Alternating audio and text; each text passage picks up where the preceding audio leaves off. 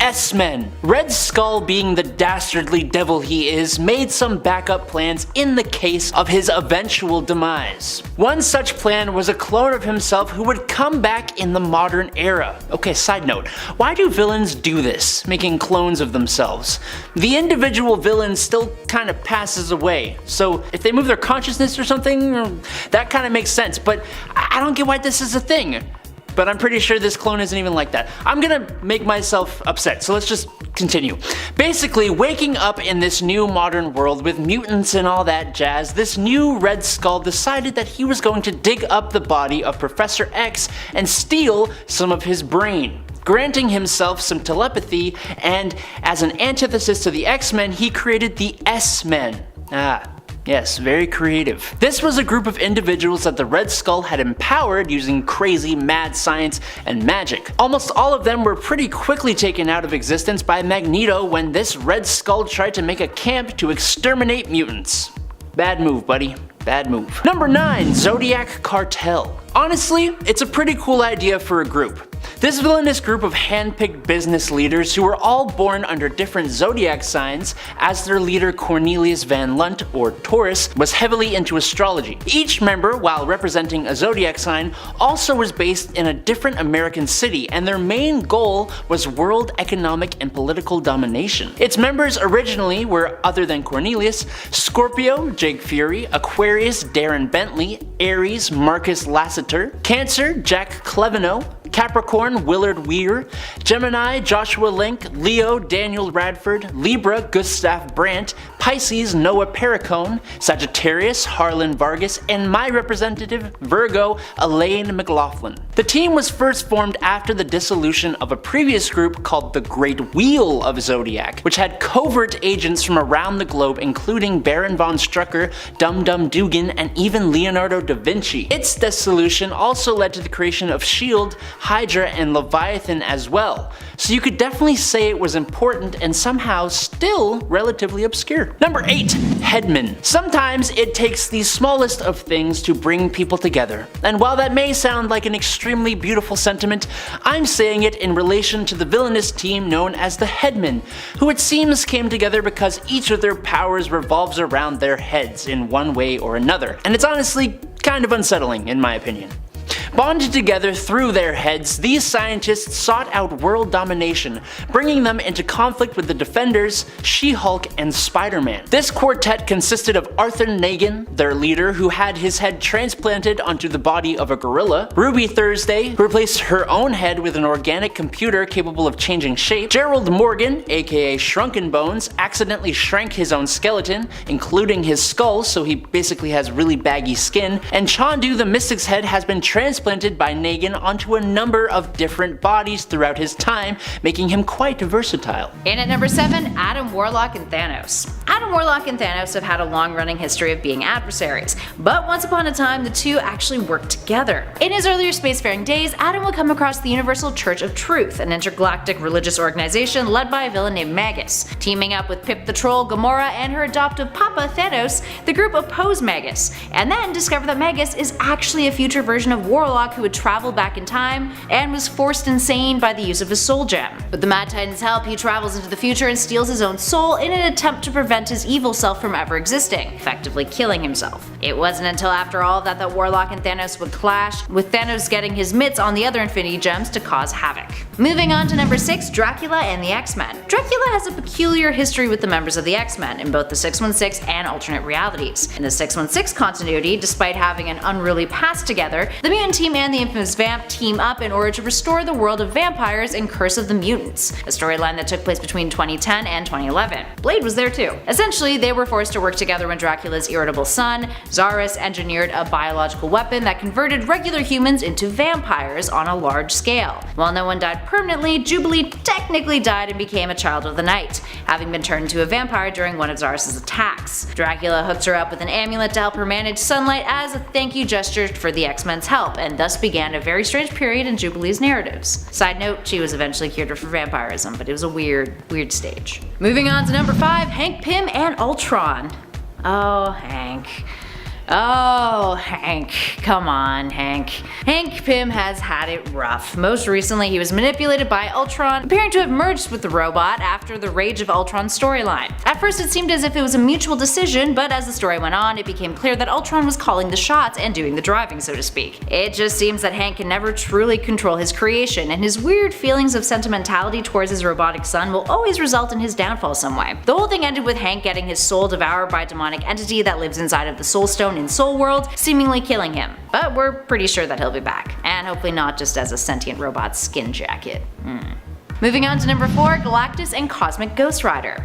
Frank Castle's Cosmic Ghost Rider hails from an alternate universe in which Thanos had won and killed off all of Earth's heroes. Now, during that battle, Frank Castle hits his head via debris from the Hulk smashing into a building. He dies. He ends up in Hell, where he makes a deal with Mephisto to return, making him into Ghost Rider, but when he arrived back on Earth, it was too late. Thanos was gone. He roamed the desolate planet and eventually encountered Galactus, who had come to conflict with Thanos. Castle would offer the World Devourer his services and become his herald, becoming the Cosmic Ghost Rider, or more simply, the Rider. They would travel the galaxy together for centuries in an attempt to stop Thanos' quest to kill every living being in the universe, but eventually Thanos confronted them and beheaded Galactus, then offered Castle another option. If he was the Mad Titan's servant instead, he could punish more evil than he'd ever imagine. There's more to the story from there, of course, but in terms of his relationship with Galactus, their partnership ended when the mighty entity's death occurred. Number 3, Menagerie. The Menagerie is likely a more recent evil team, showing up for the first time in Amazing Spider-Man Volume 3, Number 1 in April of 2014,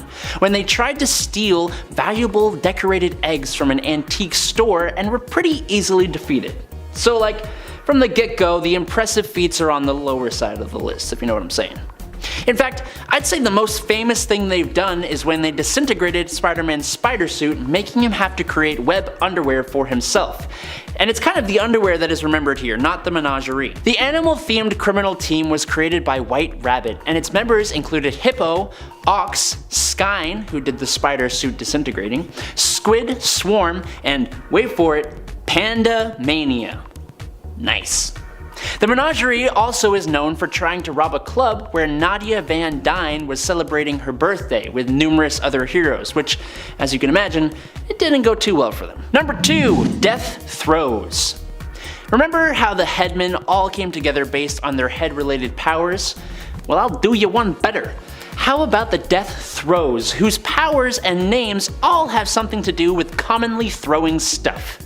The ringleader, threw together teammates Bombshell, Knick-Knack, Oddball, Tenpin, and Throwdown into a group that works really well together, juggling their weapons between each other and doing battle with characters like Captain America, Crossfire, Hawkeye, and even Loki of all people, who stopped the group from robbing the big top casino in Las Vegas. The Marvel Wiki even lists their origins as quote-unquote joint effort to perform criminal and mercenary acts while using juggling expertise.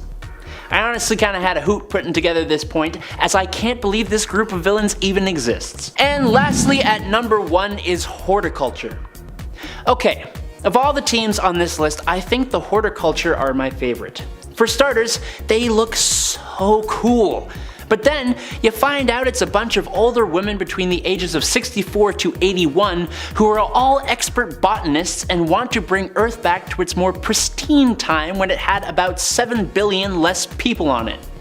I just love how they use their regular names, and the names just kinda suit their age and interest in plants. I don't know how, but they kinda just do. Augusta Bromes, Lily Lamus, Edith Scutch, and Opal Vetiver. Gosh. But yes, that's right, these ladies want to basically exterminate most of the Earth's human population and bring plants back to the forefront, specifically flowers. This goal brings them into conflict with the X-Men in 2019's X-Men number 3. Beyond biological modifications believed to have been made to themselves, the women of Horticulture are experts at manipulating the environment to suit their extinction agenda, and they're also computer programmers, selling software to Orcus to monitor Krakoan gateways. But seriously, look at them. They're just awesome. Number 10, the Wizard and Trapster. These two would go on to become important founding members of the Frightful Four villain team, but even before that, they were teaming up together. Way back when Trapster was known simply as Paste Pot Pete, these two worked together in Strange Tales in an effort to defame and defeat the Human Torch, Johnny Storm. In the end, the Torch escaped their trap and apprehended both of them, turning them in, but still, for two C or D-list villains, they came pretty close to killing the Fantastic Four hero, using Pete's pace and an airtight room that was quickly being drained of its oxygen. Also, I don't know if the Wizard's actually a C-list villain. I might actually bump him up. Also, Paste Pot Pete is hard to say if you say it like 3 times fast. Number 9, Crime Syndicate. As much as I love the Crime Syndicate and think that they are an awesome team of villains, they are also pretty dysfunctional, which is why they are ranked so low on our list. However, despite the fact that they are often depicted as being at one another's throats and sneaking behind one another's backs in order to basically make sure that they themselves come out on top with the most power, they still manage to have an impressive amount of horrendous achievements, or almost achievements at least. The Crime Syndicate is still a supervillain team that proves to be extremely dangerous whenever our heroes come up against them, though they would probably be more frightening to face if they could do a little bit better at actually working together like a team instead of constantly double-crossing one another. And friends, before we move on to this next spot, be sure to give this video a thumbs up and comment below if you want to help us out here at the channel. I promise you it does really help, and we appreciate all your likes and comments. Thank you. Number 8, Daredevil Revenge Squad. Not the official name for this team, I don't think. This team was Typhoid Mary's group of villains. She recruited them to help her get revenge on Daredevil, and they all also had their own motives for doing him harm. All villains who had basically been slighted by the Red Devil themselves in the past. What's more, although this team up only lasted a few issues, it was actually brutally successful, with Typhoid Mary even using her Mary persona at the end of Daredevil issue 259 to kind of ensnare Matt Murdock into like letting his guard down around her. Typhoid Mary recruited the Wild Boys, Ammo, Bullet, and Bushwhacker to help her get the deed done, but insisted on taking the final moment of defeat for herself. Also, is it just me, or does Typhoid Mary look huge in this issue? She looks like so tall. I'm just like, wow, what's happening? I don't hate it. Number 7, Circus of Crime. Fritz Tybalt, then manager and ringmaster of a small Austrian circus, became active in the Axis powers during World War II. He was asked by German intelligence to take his circus to the United States of America to give performances in major cities while actually using his circus members' powers and talents in order to take out government officials. Fritz Tybalt's evil Circus of Crime consisted of Omir the Snake Charmer, Tommy Thumb, the Trapeze Trio, and Zandow the Strongman. However, Tybalt, who came to be known as the Ringmaster of Death, was captured by Captain America. But fast forward, and the Circus of Crime's new MO was giving a performance to a large audience. Then the Ringmaster would use the powerful mind control device in his hat to put the audience into a trance. The circus members then robbed the audience, who would remember nothing about the thefts when the Ringmaster released them from the trance, and the performance continued. This criminal circus fought the Hulk, Spider-Man, the Hawkeyes, the Avengers, and others. Number 6, the UFOs. These villains and their cleverly chosen team names. UFOs, like UFOs, because they got their powers in space. Yes, of course. Someone get me out of here, please. Okay, the UFOs here, inspired by the powers gained by the Fantastic Four, went to great lengths trying to reproduce the same accident that gave those heroes their abilities. The attempt succeeded, but they were interrupted by Bruce Banner, who discovered their ground control facility and was able to bring the shuttle down, because he thought it had been exposed to the cosmic radiation by accident. They were none too happy, as they thought they could have been made even stronger if he had not interfered, and they displayed their newfound powers in a frankly pretty awesome fight with the Incredible Hulk, even if they lost. Vapor has the ability to alter her form into any known gas. Vector gained the power of telekinesis from cosmic rays. X-Ray has been permanently transformed into a living energy field with the power to expel forms of heavy radiation capable of hurting even the Hulk. Ironclad has been permanently transformed into organic metal steel. He has superhuman strength, durability, and the ability to decrease or increase his own weight. His fight with the Hulk literally shook the universe, which is super cool. You should probably check him out. Number 5, the Frightful Four. A second group inspired by the Fantastic Four. Yes, the Frightful Four also did not come up with a very clever name. The Wizard, the Sandman, and Paste Pot Pete, who all regularly did battle with the Human Torch and were defeated by him around the same time, realized that they all had unique powers and a mutual disdain for the Fantastic Four. The Wizard suggested that they form a group that would be the evil counterparts to the Fantastic Four. A great idea! But it's just 3 dudes. They need a 4th member to their group, and what do you know, the Wizard had heard of a strange woman hiding out on a remote island on the Mediterranean who had complete control of her hair. Traveling there, the Wizard convinced Madame Medusa to join their ranks. Now this Madame Medusa was actually Medusa of the Inhumans, as some of you may have guessed, but she was kept under the influence of the Wizard using a device that kept her memories forgotten to her. They made their first attack at Mr. Fantastic and Invisible Woman's engagement party, which is kinda just rude if you ask me. Number 4, Wrecking Crew. When Dirk Garthwaite, otherwise known as Wrecker, held onto his enchanted crowbar, he invited his 3 chums, ex-physicist Dr. Elliot Franklin, ex-Army Master Sergeant Henry Camp, and ex-farmhand Brian Kalusky to come and do the same in the middle of a thunderstorm. When lightning struck the crowbar, all 3 men were empowered, becoming Thunderball, Bulldozer, and Piledriver respectively, and coming together to be the villainous Wrecking Crew. These mystical strongmen were mainly an enemy to Thor, but they originally fought against the Defenders. This group has actually been around for a pretty long time and have battled many a superhero. The Fantastic Four, Avengers, Omega Flight, Spider-Man, the Thunderbolts, and even got into a fight between the Marvel and DC universes. Number 3, Lex Luthor and Brainiac. They were almost a complete success even in their very first team-up.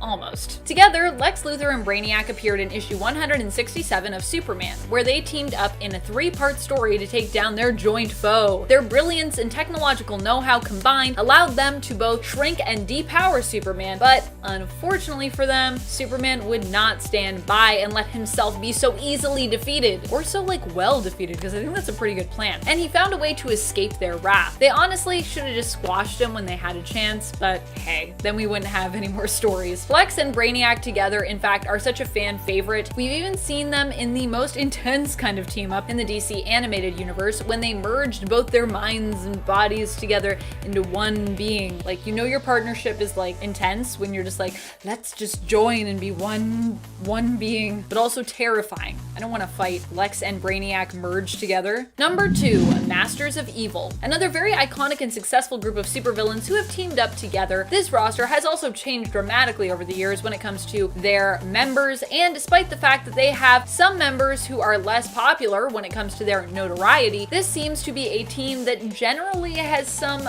measure of success when it comes to their evil plots. The team has consisted of such members as Moonstone, Radioactive Man, Tiger Shark, Titania, and Absorbing Man, with any of the Zemos usually being seen as the most successful leaders of the team to date. But they've also had a lot of different leaders. To date, we've seen multiple incarnations of the team, and we're actually likely in, or at least approaching, the double digits, I think, at this point, when it comes to all the different rosters that we've seen. Number 1, Poison Ivy and Harley Quinn. Yeah, so if you know me, you may have already guessed that they'd be at my top, but yeah, I love Poison Ivy and Harley Quinn. Never mind being, I think, some of the best supervillain team-ups out there. It's just 2 amazing characters. You give me 2 amazing villains together, I'm gonna say that it worked well. These 2 work together in a way that almost allows them to move from the side of villain to hero. In fact, over the last few years, as we've seen their characters develop together, they have both become more and more heroic. Though Ivy is now, of course, kind of headed back in the direction of straight up villain, currently in the comics, after her and Harley's relationship kind of fell fell apart in the aftermath of Heroes in Crisis. Still, for the most part, these two have brought out a lot of the best in each other, and have also managed to pull off some pretty impressive schemes along the way. I don't know whether making each other better and bringing out the hero in each other means that these two should be considered a great or an awful supervillain team up, but I personally like to see that as a win, even if it doesn't align with the villainous focus of this list. Any partnership where you bring out the best in someone, for good or for evil, should be considered one of the greatest in my books, because you know, that's what partnerships and or relationships are all about. Starting us off in at number 10, Spider-Man and Zatanna. This team up occurred in a Marvel team up comic. We're talking Marvel team up issue 81 from 1979. We're talking Marvel team up issue 81 from 1979. It saw Peter Parker's web slinger teaming up with the daughter of Satan, Zatanna. Creative name there, Satan.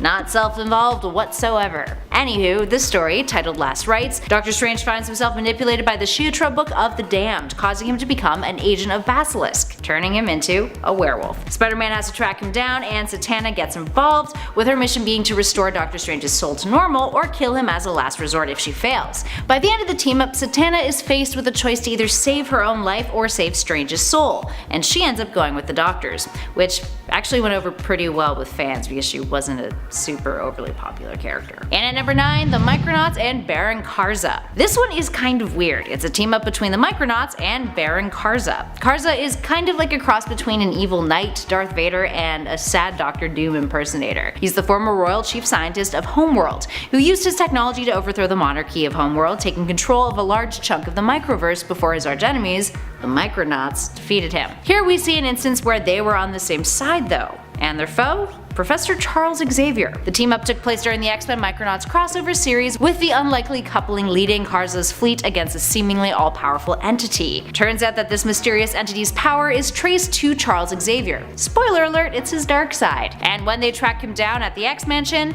eventually this entity turns the mutants against the Micronauts, apparently kills a bunch of people, and Kitty Pryde and Karza sort of accidentally switch bodies. Things get weirder and devolve into the entity trying to rape Kitty, who is actually Karza, and this evil Xavier entity gets pervy with Danielle Moonstar to the point where he's actually psychically fondling her. Like, not even joking. The story ends with Xavier being the one who kills off the entity, although claims that the darkness inside of each of us is never fully gone, even when defeated. Ooh. Can we just talk about how an aspect of Xavier's personality just got real evil and pervy, and everyone was like totally cool with that, with him being like, I fixed it, don't worry guys, but it's still there deep down. Like, how are the X-Men not being like, yo, this is kind of Moving on to number 8, Doctor Doom and Namor. Namor, despite having quite antagonistic qualities, definitely qualifies as an anti-hero, so it should be no surprise that he was the hero side of this very first team-up in Marvel's Supervillain Team-Up Volume 1, Issue 1. The story starts with Namor getting huffy and calling off their alliance,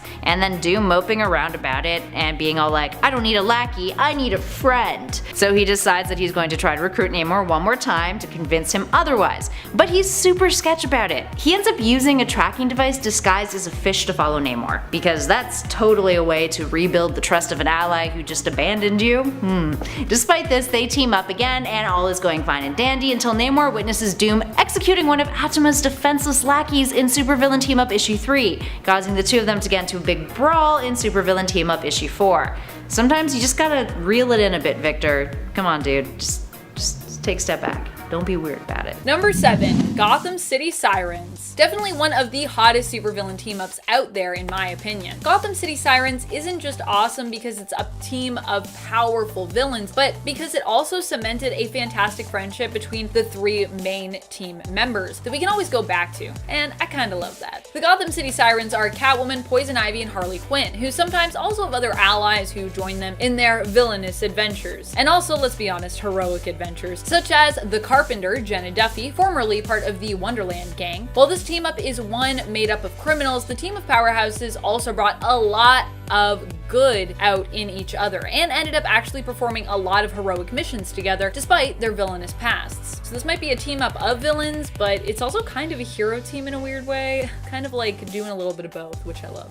Number 6, Sinister Six. I didn't realize that I made the Sinister Six number 6. I just did that. That was not intentional. I'll take it, but it was not intentional, just so y'all know. While the Sinister Six definitely have their setbacks as a team, there is a reason why they are one of the favorites when when it comes to supervillain groups and team-ups. I'm still waiting for them in the MCU. Please, please Marvel, give them to me. With the combined strength and skills of these villains, it seems that no scheme is outside of their reach. In reality though, they usually end up in a competition to prove who is the better, which ends with them betraying one another, usually costing them their victories. But this team has still come close to defeating Spider-Man on multiple occasions, and despite their setbacks, they are a team that you can always rely on to find their way back to one another, even if it means sometimes recruiting some new members to their ranks in the process. Also, I'm all for new members being included to the ranks. There's so many good Spider-Man villains, why limit ourselves? Give me the Sinister 60. Number 5. Dr. Psycho and Riddler and Parademons. Dr. Psycho ends up allying himself with the Riddler in the Harley Quinn animated series. Originally it's Harley who wants to team up with Darkseid with her gang, but in the end she ends up surrendering her army of parademons that Darkseid supplied her with after realizing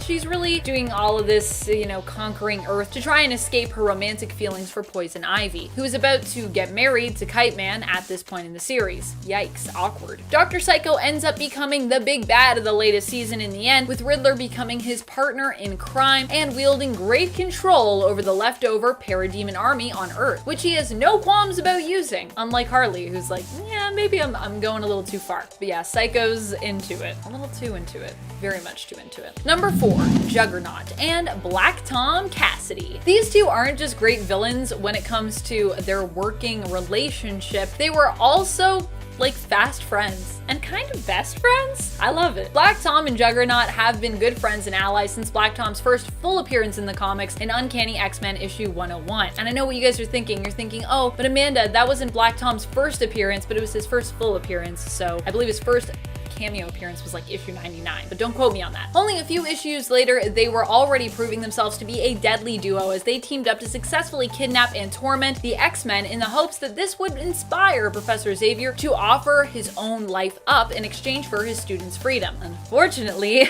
they ended up getting tricked by Nightcrawler and ultimately were defeated. But still, this was a pretty good attempt to defeat the X-Men and Charles Xavier. Juggy's never gonna get over that.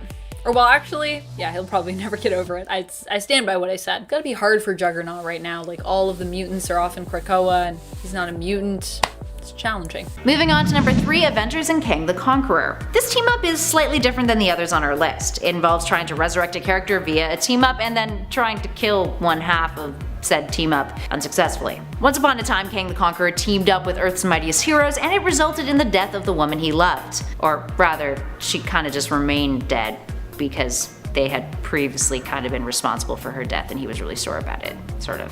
So in the Avengers issue 69, Kang goes to the Avengers and informs them that the Grandmaster has put him in a precarious position. If the Avengers can defeat the Grandmaster's champions, the Squadron Sinister, he'll give Kang the power of life over death to resurrect Ravonna, Kang's love. Now for context, Ravonna was killed off prior when the Avengers and Kang clashed, having sacrificed herself in order to prevent Kang from being killed by a traitor. Now in this story, the Avengers won, but Kang gets foolish and uses his power to try to kill the Avengers instead and fails to do so, meaning he just kinda has to relive the pain of his love being dead again because he failed and it's his fault she's not alive this time. It's all very sad.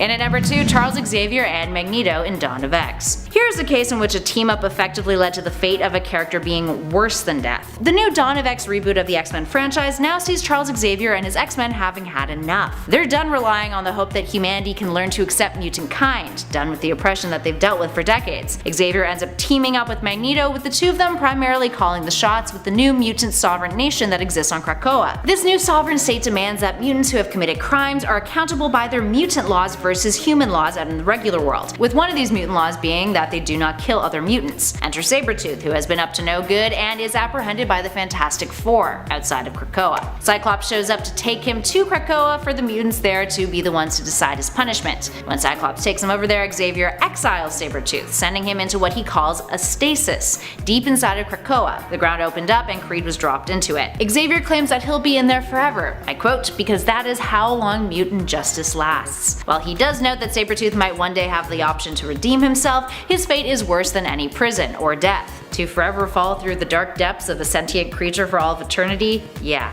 yikes. That's like, kinda savage, Xavier. You tolerate that, but you don't tolerate prisons? And finally, in at number 1, everybody during Crisis on Infinite Earths. Crisis on Infinite Earths is one of the most prominent crossovers in DC history, and an impactful one to boot. Essentially, the purpose of this crossover was to reboot the DC multiverse and create a single unified DC universe. The story itself involved everyone in DC's roster, for the most part, getting involved to prevent the Anti-Monitor from completely destroying the multiverse. The Monitor, his good counterpart, tries to recruit heroes from across the multiverse to help, but is murdered. And then Brainiac tries to take advantage of the situation, but ultimately, in the end, all of the heroes and all of the villains are brought together by the Spectre to work together. Crisis is known for its surprisingly high death toll, killing off the likes of heroes such as Karza and Barry Allen, along with hundreds of other lives that were lost in the process before Anti-Monitor was defeated.